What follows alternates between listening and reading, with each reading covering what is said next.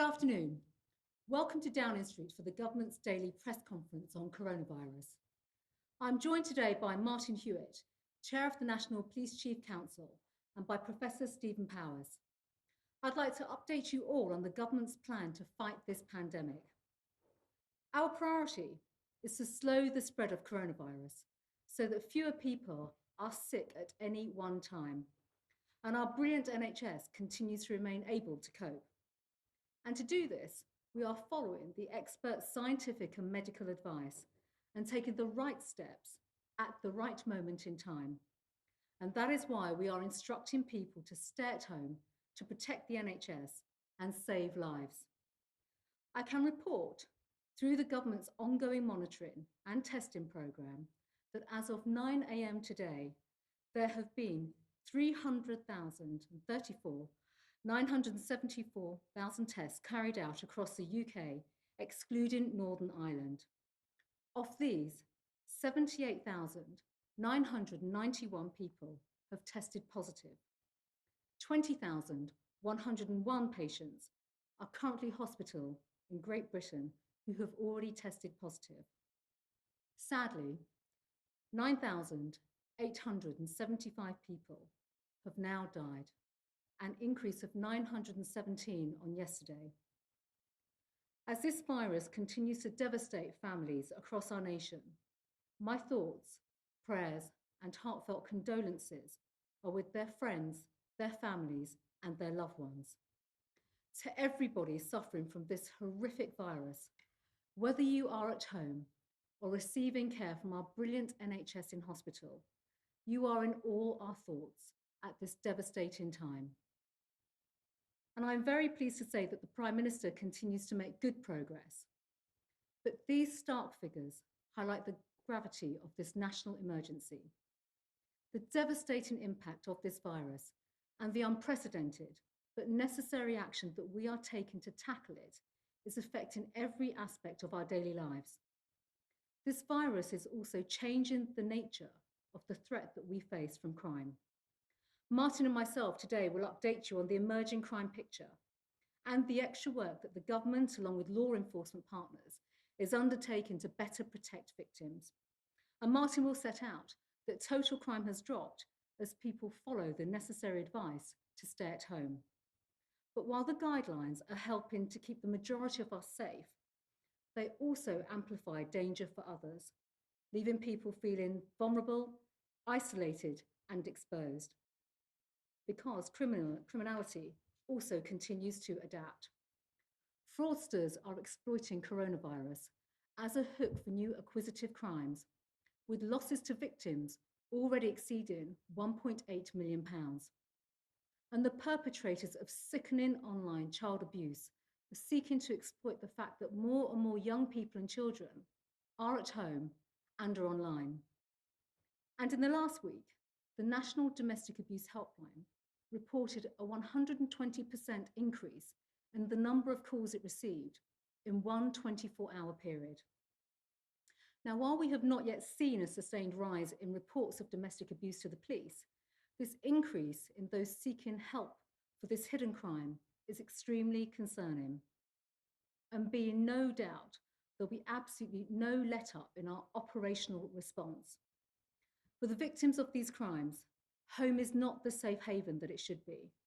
And that is why I have been working with law enforcement, charities, schools, businesses, and local councils to address this changing threat picture. Our incredible police officers and firefighters are out in their communities right now, yes, helping to fight crime, but also to protect the vulnerable and to protect victims. And I want to emphasize that anybody who is a victim of these crimes can still get help. Anyone in immediate danger should call 999 and press 55 on a mobile if they are unable to talk. Let me repeat that again. Anyone in immediate danger should call 999 and press 55 on a mobile if you are unable to talk. Our outstanding police will absolutely be there for you. The National Crime Agency is also bearing down on offenders and raising awareness to protect victims of fraud, cybercrime, and child abuse. But we all must do more to protect our neighbours, our friends, our family members by sharing information about the support that is available.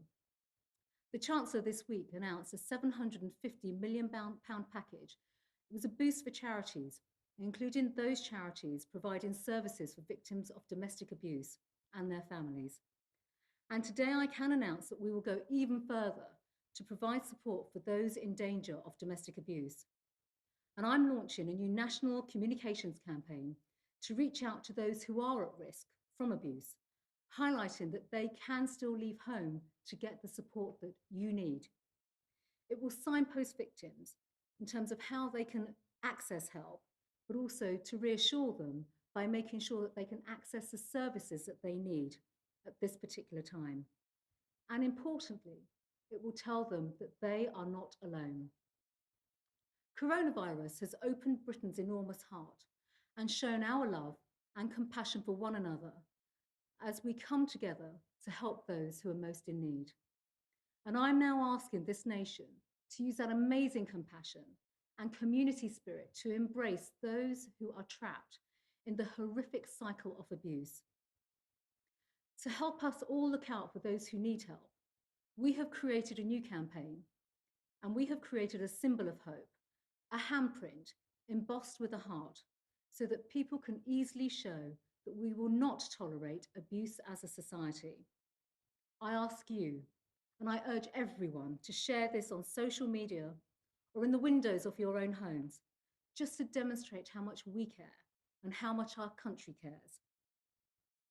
And also, we can show and take the time out to show the victims of domestic abuse that they are not on their own. I'm also providing up to £2 million to enhance online support services and the helplines for domestic abuse so that anybody who needs that help and support can access that support. These services will be boosted from new IT provided by the business, the company Fujitsu, to assist smaller domestic abuse charities and their trained support workers to provide the crucial services remotely. We all know that there are concerns about capacity right now in the system, and in particular for refugees, to provide enough spaces, accommodation during these challenging times. Now, I'm clear about this. It's the perpetrators who should be the ones that have to leave the family homes, and not the supposed loved ones whom they torment and abuse. Our priority is to get the abusers out, but sadly, this is not always possible. So where a victim and their children do need to leave, we will ensure that they have a safe place to go to. And that's why we are looking at alternative accommodation to support those in need at this difficult time. Fighting coronavirus requires an extraordinary national effort, and I would like to reiterate my personal thanks to everybody across all aspects of society and our country for playing their part. I'm immensely grateful to everyone who is heeding the instruction to stay at home. This remains crucial over the bank holiday weekend, especially as the weather continues to improve. But we have given the police powers to enforce the necessary measures we have put in place, including through the enforcement of fines. And I'd like to thank them, our police officers and the staff who are working tirelessly to keep us safe, for engaging with the public so constructively to encourage everyone to do the right thing and avoid the need to use those powers. The overwhelming majority of the people are listening and making their own sacrifices to support our amazing police officers and staff as they protect and safeguard the most vulnerable. But my message to anyone still refusing to do the right thing is clear. If you don't play your part, our selfless police, who are out there risking their own lives to save others, will be unafraid to act. Their work is helping our doctors, our nurses, our health professionals to fight this virus and to save lives. If you don't follow the guidance, you will be endangering the lives of your own friends, family, and loved ones. To protect those that you care about and the capacity of our police and our hospitals to protect us all, there is just one simple thing we ask you all to do. That is to stay at home, protect the NHS, and save lives. I'll now hand over to Martin for an operational update. Thank you, Home Secretary. In many ways, this feels a very different Easter weekend for all of us. Not travelling to see family and friends or out enjoying the glorious weather. It feels different for the police officers and staff who are working this weekend too. They have new responsibilities. They are tackling new risks. The streets are empty, businesses are closed as we all adapt to a new way of life. But much does remain the same. Officers are still out in their communities, fighting crime, protecting victims, and tackling antisocial behaviour. Some example in recent days: a man arrested in the Isle of Wight in connection with a £10 million importation of cocaine. 7 people arrested in London, including 2 at Heathrow Airport who were attempting to flee the country as part of an ongoing investigation into serious violent crime. 400 domestic abuse suspects arrested in 2 weeks in the West Midlands. And as criminals seek to take advantage of the virus, a man has been jailed for stealing personal protective equipment from a hospital here in the capital. And the less visible policing continues too. The work to trace child abusers, to track terrorists, and to protect us from cyber attacks goes on as before. And we're taking preventive action as well. The National Crime Agency are now taking down fraudulent websites and email addresses and have launched an online safety at home campaign, giving parents information to keep their children safe while they're likely to be spending more time on their devices. Initial figures from all forces show a 21% fall in overall crime across the last 4 weeks compared to the same period last year. That drop, combined with the commitment of our over 200,000 officers and staff across the UK, and the fantastic response from our volunteer special constables, who worked more than 222,000 hours in March, means that we are in a strong position. Keep reporting crime to us. Our teams are working round the clock to keep you safe and respond to emergencies. I particularly want to reinforce the Home Secretary's message to victims of domestic abuse or controlling behaviour. We will come when you call for help. And to abusers, do not think that this is a time where you can get away with this. We will still arrest, we will still bring people into custody, and we will still prosecute. Fighting the virus and protecting the NHS and saving lives is a national effort. And police have stepped up in their work alongside communities to support those hardest hit by the virus and to reduce the strain on the NHS and other care services. For example, 2 officers in London responded to a call where a 90-year-old woman had collapsed in her home.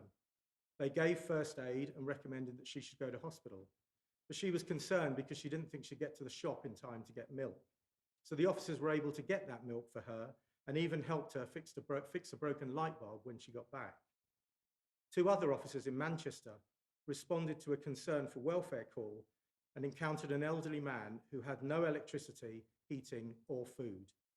The neighbourhood policing team, working with the local housing department and businesses, were able to put money on his meter and get his fridge fully stocked for the next day. And he now has a community contact in case he needs any further support. And officers in Cambridgeshire have been linking with a citizenship group to deliver tablet devices to vulnerable school children to ensure that they too can continue to learn at home while the schools are closed. And of course, we have new responsibilities given to us as part of the government response to the virus, which we will use carefully.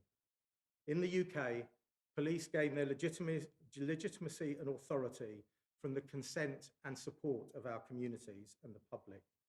We are implementing the new regulations in that tradition of British policing. Since the new powers were introduced, officers have engaged with thousands of people, and in most cases, these people have quickly understood why it's important to follow the rules, and no enforcement has been necessary. Officers on the ground are telling me that they're seeing a great amount of support from the public, and indeed getting thanks for the role that they are playing.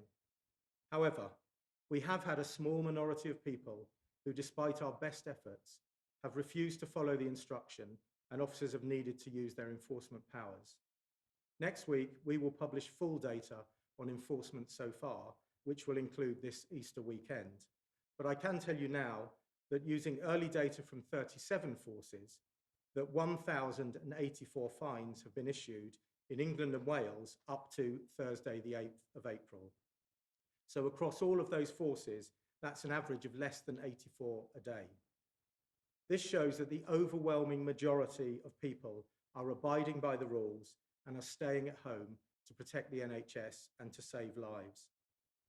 And I think it also shows that our approach, engage, explain, and encourage, and only as the last resort to enforce, is working. In those few cases where officers or police forces have made mistakes in interpreting the new regulations, they have quickly sought to correct them and provide the necessary clarity. We will continue to be guided by principles of fairness, proportionality, and common sense. And I recognise that it's important that the public are able to judge us on whether we are keeping to those principles. So we will publish enforcement data every fortnight as we move through this crisis. This remains a very challenging situation for everybody, public and the police, as we all adapt to the changes that the country has seen. Thank you to all those officers and staff that are working this weekend and throughout these testing times. On top of the work that you do every day to keep your communities safe, you're now also helping doctors, nurses, and other healthcare workers to fight this virus and save lives. Police chiefs will continue to work with government, with staff associations and others to give you the guidance, the protective equipment and testing so that you can do your job as safely as possible. Thank you again to the public for your continued support. And my plea to you is simple, even in times of frustration and this good weather. Work with us, stay home, protect the NHS and save lives. Thank you, Martin. I'll now hand over to Professor Powers.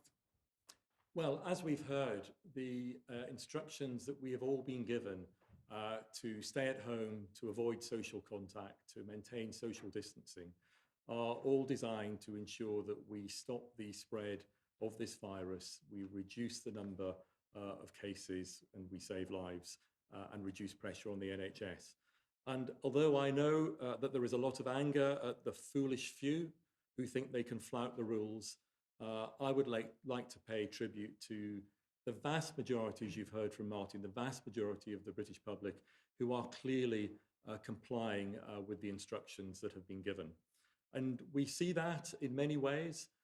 As the first chart shows, we continue to see that the use of public transport has been very greatly reduced, and that is being maintained over the weeks of the lockdown.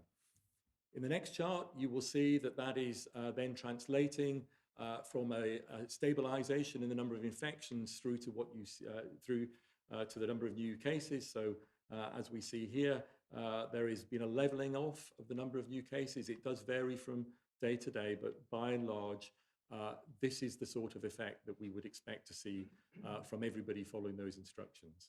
And then in the next slide, you can see that that in turn is translating into a stabilization, first signs of a plateauing of people who unfortunately need to be hospitalized or in hospital beds. You can see, as we said before, that there are more cases in London because spread in London has come first, but early signs of stabilization in the rest of the country too. And then in the next chart, unfortunately, as I and others have said before, we are still seeing sadly high numbers of deaths.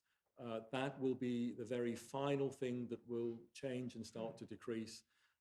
But we are confident that if everybody applies, follows the instructions, complies and follows the instructions that we've all been given, then that will begin to translate in the next weeks into a reduction in the daily deaths. Now, the NHS strategy through all of this has been to ensure that we always have the capacity to deal with the surge in numbers of patients with coronavirus. And that has been the case, and my colleagues in the NHS are working night and day around the clock to ensure that that headroom, that capacity, whether it's for people who are intensive care units, who need ventilators, through to people on general wards, that headroom is there. That also means that at the same time, the NHS is open for business for people who have other illnesses. This weekend, for example, it's a bank holiday weekend. General practices are open, pharmacies are open.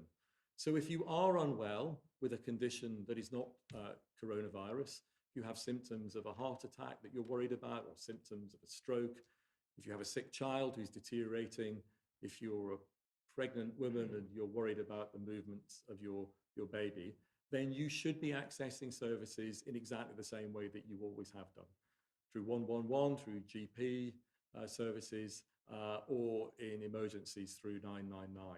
The NHS is open for business and managing, capable of managing people with a wide range of illness.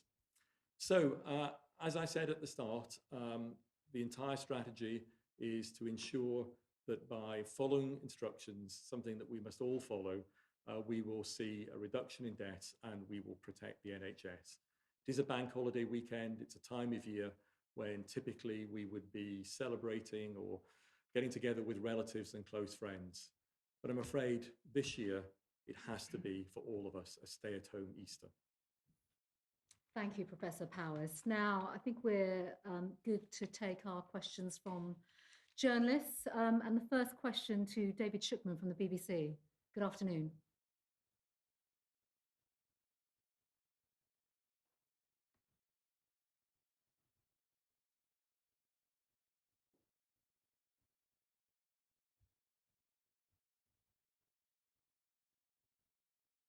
David, we can't hear you. Are you sure you're not on mute? Is that better? Can you hear me now? David, thank you. Could you start again, please? Thank you. Good afternoon and apologies to everybody. A couple of questions, if I may, about personal protective equipment. One is a detailed one for Stephen Powers, if I may. We get some very big numbers for items of PPE being supplied, but it's very hard to compare them with items actually needed on the front line in hospitals. I mean, I'm thinking in particular of FFP3 face masks and gowns, which I gather are single use. Can you tell us how many are needed week by week and how many are actually being delivered? And then a question to the Home Secretary.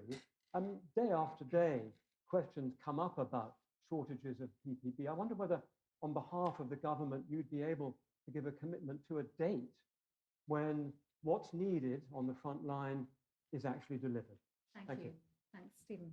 So on PPE, as we have said many times, and the Secretary of State for Health and Social Care said yesterday, it's absolutely critical that we get PPE out to all those working at the front line so that they not only are protected, but they feel safe. And there are three elements to that. The first is on the guidance for PPE, and just over a week ago, that guidance was updated. It was updated by Public Health England, but in collaboration and with input from a wide number of professional groups, including the Royal College of Nursing, the Academy of Medical Royal Colleges. So I'm very confident that we have a set of guidance that every professional, all professionals can sign up to, and are confident that it's based on the best scientific evidence that we have.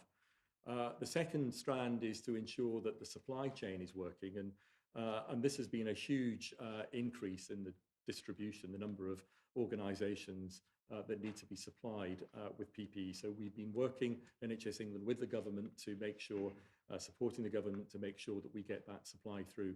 It's very difficult to give you a precise number because it varies from day to day and it varies from organisation to organisation.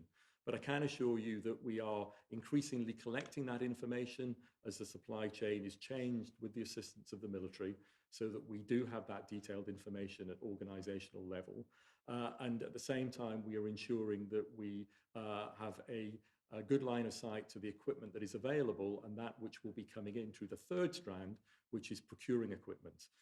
Clearly, there is a global demand for personal protective equipment at the moment, and I know that government, with our support, is working night and day to ensure that we procure the PPE that we need. So, for instance, in FFP3 masks that you mentioned, I do have confidence that we have supplies of FFP3 masks that are required. And on gowns, we're working very hard as you speak. We extended the use of gowns in the guidance last week, so we knew there would be some short-term challenges to the supply chain, but we are working very hard, including with the Health and Safety Executive, to ensure that we can use the widest range of gowns possible to ensure that supply is there. And as I said, we are procuring from everywhere, and including from the manufacturing base in the UK. You heard Burberry and others are now manufacturing gowns in the UK to ensure that supply is secure. Stephen, thank you. And David, in answer to your question, Stephen's obviously covered off the main strategy and the plan that has been also outlined by the Secretary of State for Health yesterday here, where he spoke very clearly about the measures and the steps that are taking place around PPE. I think it's worth noting, certainly for viewers at home, is that absolutely the government is working across every single agency that they would expect us to work with: Health and Safety Exec, Public Health England, various groups and organisations within the supply chain. We are also working to do exactly that in terms of procuring PPE for other aspects of public services too. So police, fire, certainly something that Martin and I have been working on over the last 4 weeks, and ensuring that we have not just the distribution but the supply chain. And we already know that certainly from a police and fire perspective, and this links over to prisons and other key public services, we've absolutely secured our supply chain. Every single aspect of public service requires different guidance around PPE and also different types of guidance, and that's exactly what we've all been working through. Was there anything else you wanted to come back on? Well, would it be possible to give a commitment to a date by when the right quantities will reach the right people? Because every day we hear from certainly NHS frontline staff that they don't have the equipment that they need. Sure. Well, I think, David, look, I mean, I can't speak for every single strand right now of public services and PPE, but the plan has been outlined, certainly by the Secretary of State for Health and Social Care. But from a policing perspective, you know, we're already out there in terms of making sure that we have enough gloves, face masks, and a substantial supply chain as well, with already 1.5 million gloves and masks in the pipeline for distribution. So this is about various aspects of various services, whether it's policing, fire, prisons, the NHS. Of course, the NHS is the priority right now, which is why we're asking people to stay at home. But at the same time, as Stephen has outlined, and also the Secretary of State for Health and Social Care, there is a clear plan. We're working with not just suppliers, but manufacturers to really bolster and boost the supply that we need for PPE, which quite frankly is unprecedented during this crisis. Can I move on to the next question, please, which is Igo Gilmore from Channel 4. It's a question for the Home Secretary. Home Secretary, will you apologise to NHS staff and their families who've told us it's the lack of necessary PPE that's led to preventable mass infections and many deaths?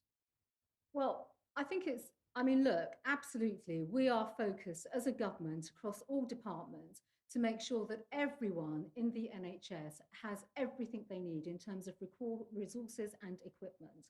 And PPE is at the heart of that. Obviously, it is absolutely the heart of protecting everybody who is working night and day right now to save lives and prevent further deaths. Now, as you've already heard from Stephen, you've heard from the Secretary of State for Health and Social Care as well over a number of occasions, and just standing here yesterday, that there is a clear plan when it comes to PPE in the NHS.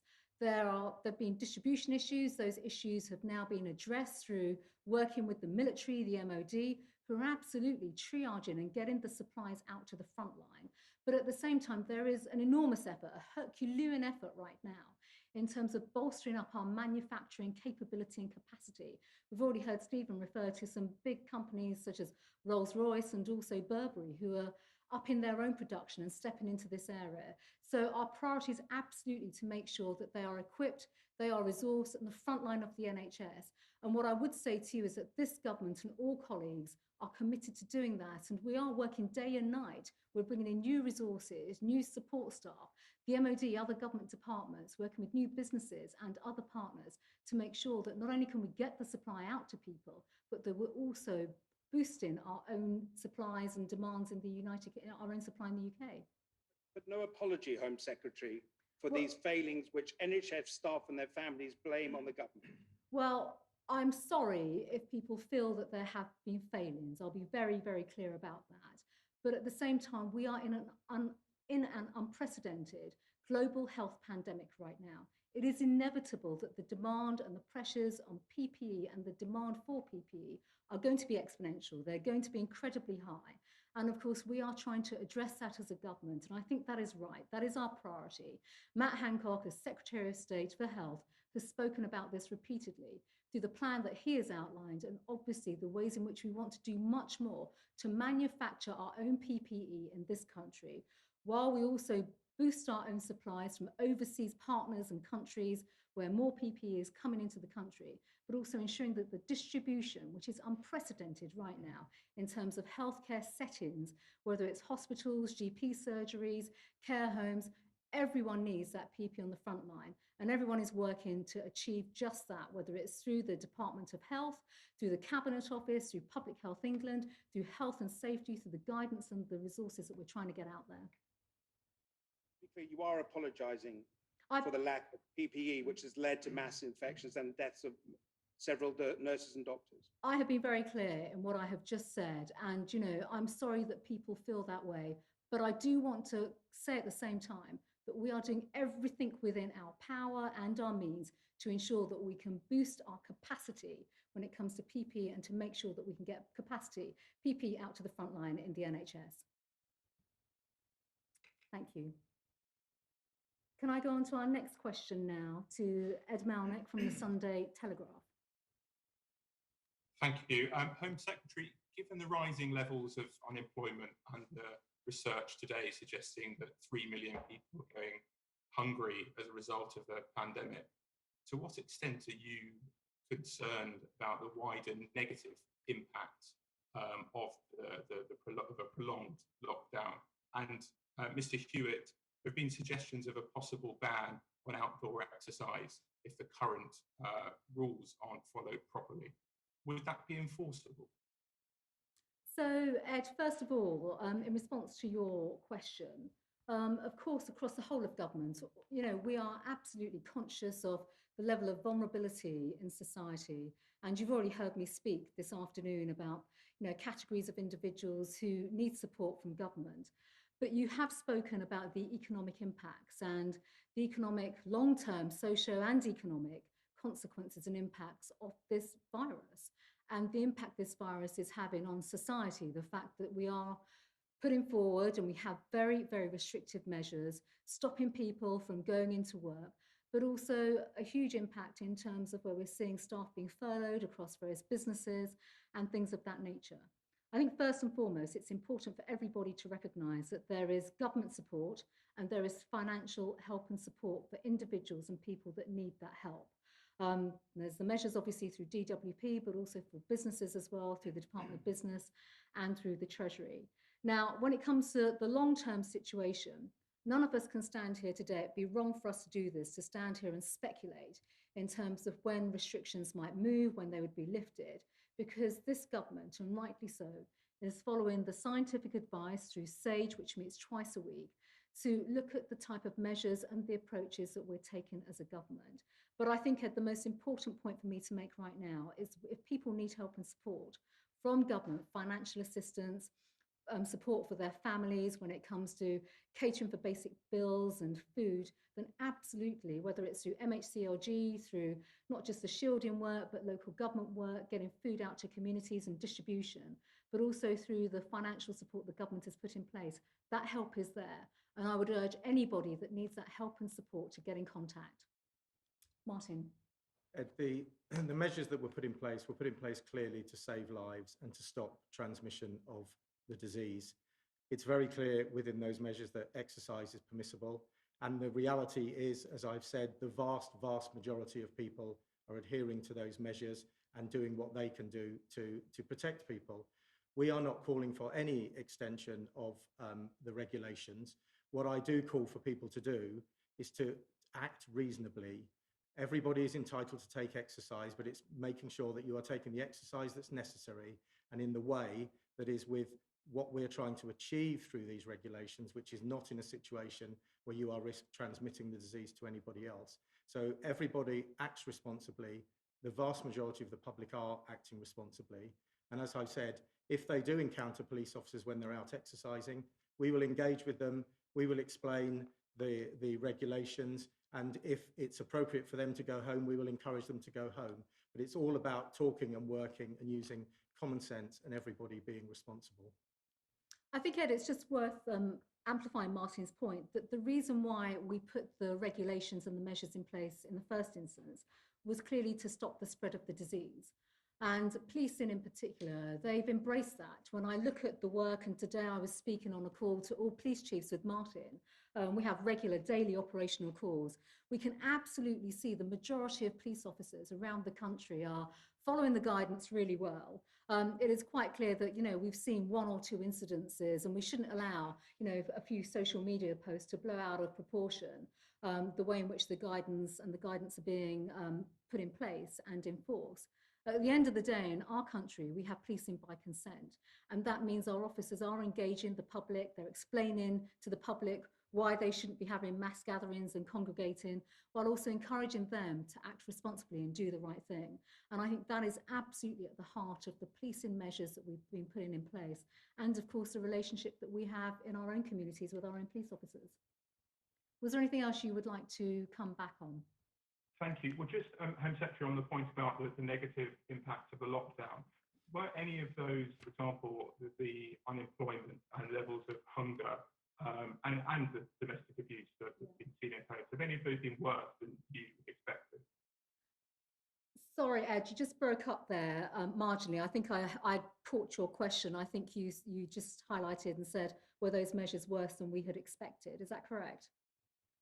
Were the negative impacts, like the levels of unemployment and so on, worse than you expected? Well, I think, quite frankly, the measures that were brought in a few weeks ago now inevitably were going to have an economic consequence. And we are obviously going to work through that. And I think that's been highlighted very clearly, actually, by the work of the Chancellor and the Business Secretary in terms of the direct impact to the economy and the type of measures they have been able to institute to protect people and their livelihoods, which I think is really important. I do think, though, we have to recognise at the same time there's a whole spectrum of socio and economic impacts that will materialise over a period of time. We're in the process, and I don't know if Professor Powers would like to comment on this at all, but certainly working through SAGE, who will be collating this information and the data. And of course, they will be able to help inform us on policy decisions that we as a government and as politicians will be able to undertake going forward. But of course, our overriding concern will be the health and well-being of the public and the population, where there is deprivation and where there are serious issues of vulnerability.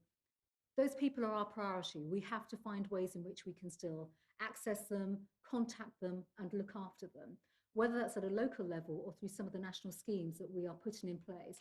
But of course, all of this going forward will rightly be based upon the evidence that comes from SAGE and the scientific advice that we'll be getting. Stephen. So I think it's important to be honest, and I think we have been. There is no easy path, there is no easy course through a global pandemic.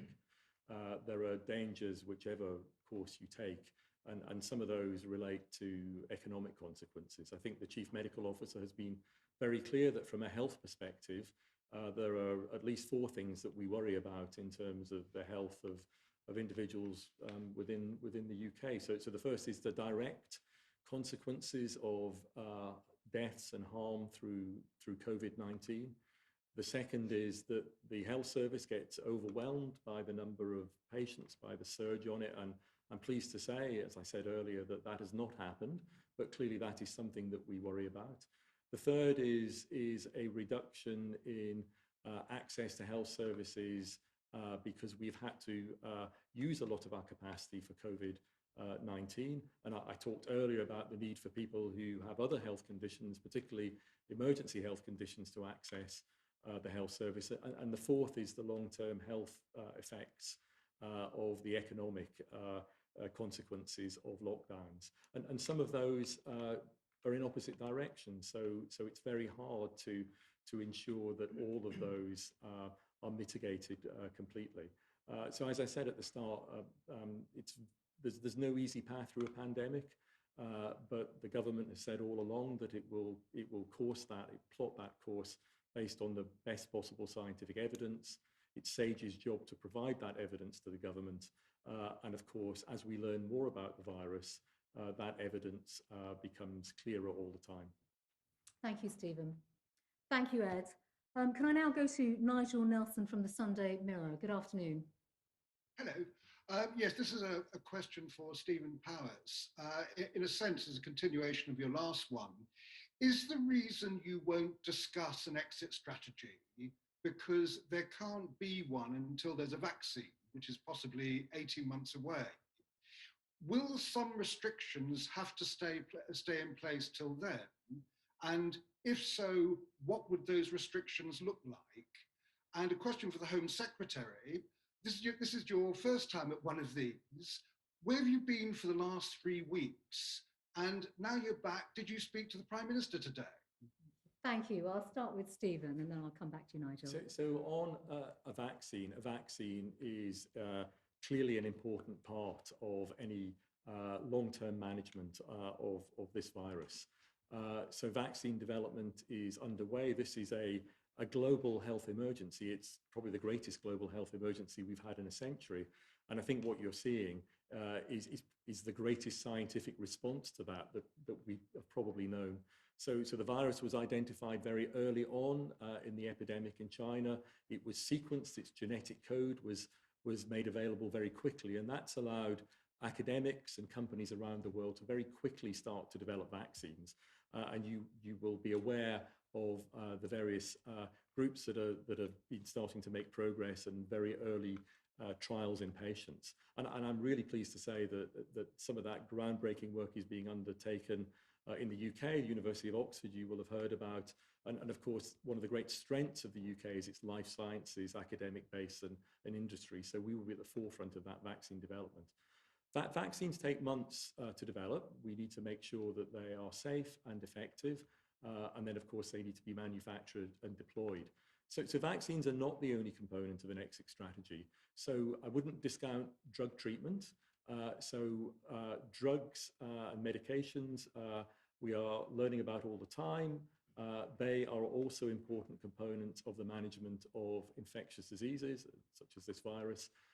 And again, there are clinical trials going on around the world, including here in the UK, where thousands of patients are already being entered into clinical trials, so that we can very quickly determine what drugs are likely to work.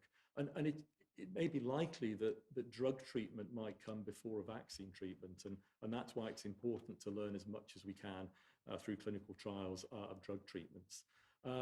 Then there are other components of managing this virus, some of which are, a main part of which, of course, is the social distancing approach that we have at the moment. All of those, SAGE and others will need to give advice to government as the science emerges as to how they interact and what the best course ahead is. But I don't think we can emphasize enough that we're still in round one here. We're still fighting the virus very early on. And what's absolutely critical at the moment is that we follow the instructions that have been given, we maintain social distancing, because any strategy will require us to get on top of this virus. And it's only by everybody following the instructions, by staying at home over Easter and in the days to come, that we will have confidence that we have got an underpinning to go forward in terms of any strategy. Thank you, Stephen. Nigel, so I'm delighted to be here today with Martin, and Martin and I have been speaking to each other, I think it's fair to say, every single day for the last 4 weeks. You've asked where I've been. Well, I've actually been in the Home Office, working virtually every single day, 7 days a week, 3 days a week in the Home Office, actually, on a range of areas, policy areas in particular, that are all related to this national pandemic, this coronavirus pandemic. And it will come as no surprise to you and to others watching this when we think about the daily cabinet committees, the meetings that are taking place, when it comes to whether it's the NHS, the economy, public services, policing, when it comes to the policies of the Home Office in particular, the support we're giving to the NHS, whether it's through the visa changes that I've brought in over the last 3 weeks, or whether it's the work of the Border Force, where we're absolutely prioritising medical equipment. These are the changes that I have been working on. So I think at this important time, I'm sure viewers at home will want to know that all of their government ministers are working night and day to help to defeat this virus, to importantly keep the public safe. You've heard the message that we want people to stay at home, follow the rules, follow the guidance that we have been undertaking and been pursuing. But importantly, making sure that this government is working at every single level across every government department, because this is not just about the work of one government department anymore, that we work together, we support together to absolutely get us through this national pandemic. Was there anything else you wanted to come back on, Nigel? Yes, it's just back to Stephen Powers's point. The question was whether it's drugs or a vaccine. Will we have to carry on with some form of restrictions until one or the other is actually found? Or is ending lockdown going to be a political and economic decision rather than a science and health one? Well, I think I'm going to leave the political question aside, but I think what the job of scientists and doctors and other clinicians is to provide the government with the best possible scientific advice as to the strategies to manage this virus over the months to come, and probably over longer than months, because it's highly likely that over time this virus will become established worldwide in population. So this is not. This was never going to be a sprint over a few weeks. This is going to be a longer race. It's going to be a marathon, and we do, as all countries need to do, is to develop our strategy and plot our course through that. I've given you some of the examples of the sorts of things that we need to consider, and as I've emphasised, it's only a couple of months since this virus emerged. We are learning more and more about the science all the time, and therefore, as that new knowledge becomes available, we will need to evolve and modify our course to manage it over time. That, if you look back in history, is how other infectious diseases that have come into the human population have been managed, and it will be no different this time. And in terms of the economic consequences, I think in the previous answer, I gave some sense of how we think in terms of health, of trying to counterbalance the effects of economic consequences on health. But there is no easy course through this. There is no magical solution that doesn't require difficult decisions and difficult choices to be made. But fundamentally, as the government has said, we need to base all these decisions on what the science is telling us. Yeah, and Nigel, I'd just conclude by reaffirming really what I said previously to Ed Malnick, that this government is absolutely committed to following the advice that is being provided, the scientific advice. We're in new territory right now. I see the scientific reports every single day from various government scientific advisors, as do all my colleagues. And I think importantly, we've been very clear in terms of the direction of travel, how we're basing our decisions. They're based upon the evidence, they're based upon the facts, and of course, we're learning every single day. We will have to make decisions in due course, but right now, the message to the country absolutely is to follow the advice that comes from government. That advice is based on the scientific and medical advice, and that is effectively what I would urge everyone to do. Thank you. Can I now move on to Harry Cole from the Mail on Sunday? Good afternoon. Thank you, Home Secretary. Your already delayed immigration bill needs a rapid passage through Parliament in order to get ordered ready for the end of the transition period, supposedly at the end of this year. What is the government's plan to allow legislation and voting in Parliament to continue while this lockdown drags on? And would you personally back the ideas put around of a virtual Parliament and remote voting in order to get your bill through? And if I may, it was reported this morning that the Prime Minister faces a lengthy spell at checkers as he gets better. What's the message from the Cabinet and from you on when he should return to work? Well, Harry, let me start with your last question first. The message to the Prime Minister is that we want him to get better, and he needs the time and space to rest, recuperate and recover. That is absolutely vital, and the whole of Cabinet would support that message. It's vital that our Prime Minister gets well, and I think that is the priority and the focus right now. You've mentioned the immigration bill, which was due to come to Parliament second reading on the 21st of April. I think it's fair to say at this stage, obviously, we are fully adhering to the science, the guidance, the guidelines that we're all putting in place right now when it comes to going to work, etc. we do not know yet, and there are many discussions, and I can't really elaborate any further on those discussions, about how Parliament will resume and function.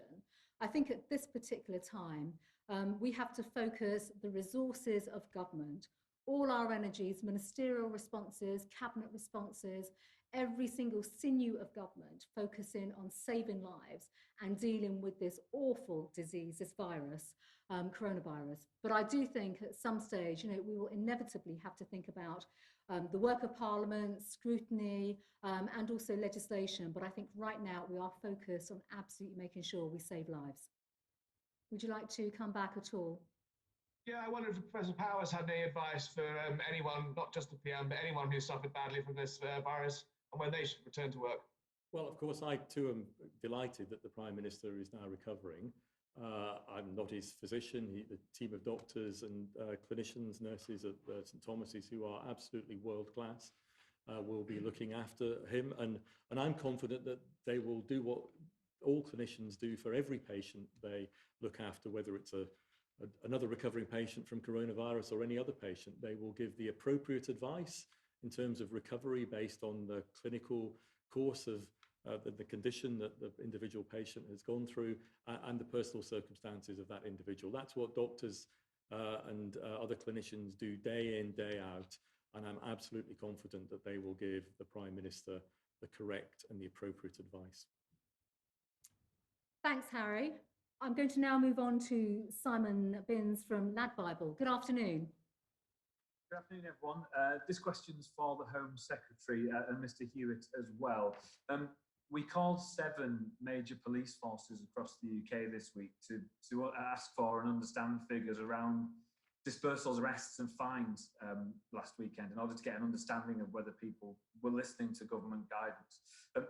Only one, Greater Manchester, shared the fact that they've been involved in over 1,100 coronavirus-related breaches. That was between the 25th of March and 7th of April. It's appreciated that you've shared the number of fines handed out today. Does the government or the NPCC know the national figure for breaches, for arrests, and for the average size of fine? Can you share those now? And also, would there be a further stronger support for the police to help them tackle this continuing problem if the numbers go up rather than down in the first 2 weeks of reporting and collating that data you mentioned previously? Sure, Simon, so let me begin before I hand over to Martin, and I'll ask Martin actually to talk about the data, because in his opening remarks he did speak about the data collection that we are now doing. I think first of all, I'm absolutely clear and unequivocal in support for the police, and that means in terms of giving them the resources that they need through this really challenging time. I've spoken previously, not just today, about absolutely not just backing them, but making sure that through the guidance that we're putting forward, they are empowered in the right way to engage, explain, and encourage, the people, members of the public that they come across. And let's not forget, we have policing by consent. Our police officers are members of the communities within which they operate, within which they police. So we are supporting them. And there's a lot of work that we're doing in terms of, yes, not just empowering them, and it's not about new regulations or new guidance, the powers are there, but absolutely restating and reiterating the message to the public, which is that if we're serious, and we are absolutely committed to and serious about saving lives, then we need the public to stay at home. The breaches, or the number of breaches that you mentioned for Greater Manchester, I think they're absolutely consistent with the feedback that Martin and I have had through our calls as well. We've seen certain practices, garden parties and house parties, and I think Greater Manchester Police would be the first to say that, they're out there breaking them up. That is completely going against the grain and the spirit of having these measures, these guidelines. And obviously we're asking people to take individual personal responsibility, because even being out there in the public domain, they could absolutely help to spread the disease and put other lives at risk, and that's what we don't want. But Martin, do you want to just speak about the data? Yes, thank you, Simon. I think the first thing to say, and there's a really important point, even with that number, if you think of a very densely populated area like Greater Manchester, I really want to start by saying the vast majority of the public are abiding by the rules and they are acting responsibly, and that's a really important point to make. But if we think about why these regulations were put in, the purpose of these regulations was to reduce the transmission of this virus and to save people's lives. So whilst we might describe them as breaches, The police will respond to those calls when people let us know about that. And our objective is to get people back to where they should be and to avoid the transmission. So it's really important that we're responding, and we are responding across the country when we are finding out about those. But the really important point is we're engaging, we're explaining, and we're getting people to return home. And only in those extreme cases will we have to resort to the enforcement, which would be by a fine, or if there was some other activity there, potentially an arrest. Now, clearly, we obviously know how many arrests that we are making, as we always do. The fine system is a very, very new system. We have now got it centrally coordinated. And as I said in my opening remarks, next week, I think Wednesday, we will be producing data on exactly how many fines that we have given out as part of this process, and other data in terms of how we are policing the lockdown period. And as I said again in my remarks, we will be sharing that every 2 weeks. But the really, really important point is that anybody can transmit this virus. Everybody needs to be responsible, and we will engage with people to help them to be responsible and to understand what is required. So this is not about how many fines or how many arrests. This is about getting the majority of people, which they already are, abiding by the rules so that we're able to protect the NHS and save lives. Thank you, Martin. Simon, was there anything else you'd like to come back on at all? Yeah, just, I mean, it sounds like we're waiting until next week to get those figures. I suspect, you know, if the data does show an increase in breaches over that 2-week period, would that lead to stronger powers? And what would those look like? Are you having those conversations? What more could you do beyond what exists currently to get the message home and to make sure that people aren't flouting the guidance that's there already?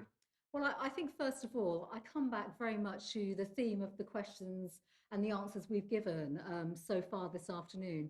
You know, the purpose of the guidance that we put down and the regulations that went through Parliament over 3 weeks ago, as Martin has said, was absolutely to stop the transmission of this virus. We don't want people out there behaving in an irresponsible way and, you know, effectively helping to spread the virus.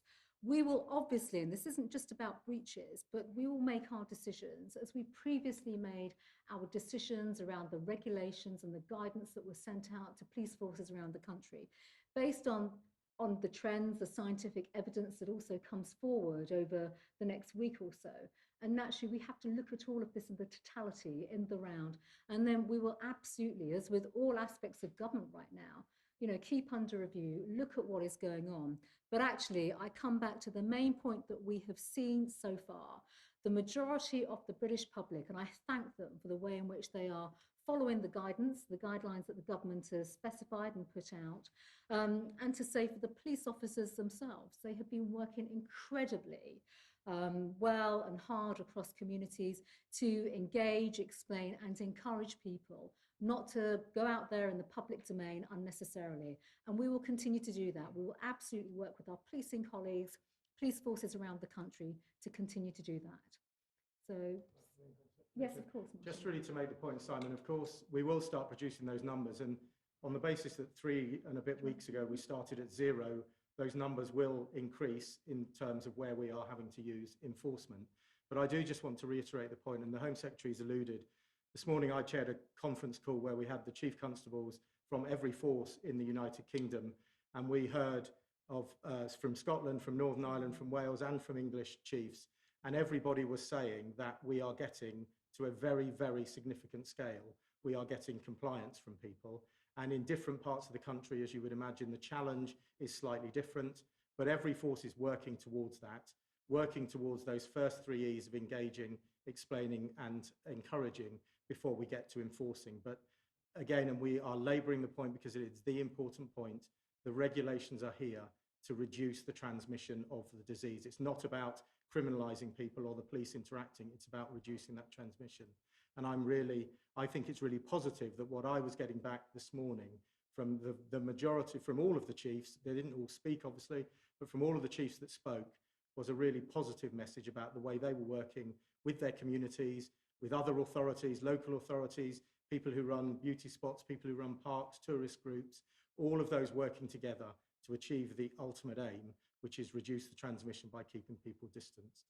Thank you, Martin. Simon, thanks for your question. I'm going to bring today's proceedings to a close, but first of all, I'd like to thank Martin and Stephen for not just their hard work, but also for their contributions today. Just to conclude, I know that this is an anxious time for everybody at home, and our message is absolutely clear and simple. When it comes to the theme that I have spoken about today, which is the risk of hidden abuse within the home, domestic abuse, the message is simple. You are not alone and you are not on your own. And our message to the abusers and to the perpetrators of these crimes is equally as clear. You will not get away with the crimes that you are committing.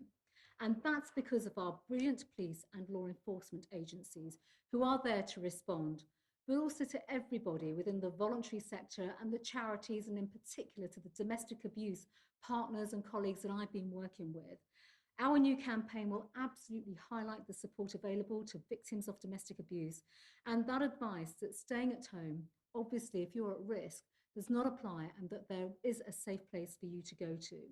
That also applies to the funding that the government is putting in through the helplines and the support for victims within their own homes. And just to restate as well, that throughout all of this, the work, and my thanks goes to our exceptional police who are doing such a remarkable job right now at this difficult time to protect the most vulnerable, but also to keep us safe and to keep our NHS safe as well. And again, I urge the entire nation to keep up what is just an extraordinary national effort over the bank holiday weekend by staying at home to protect the NHS and to save lives. Thank you.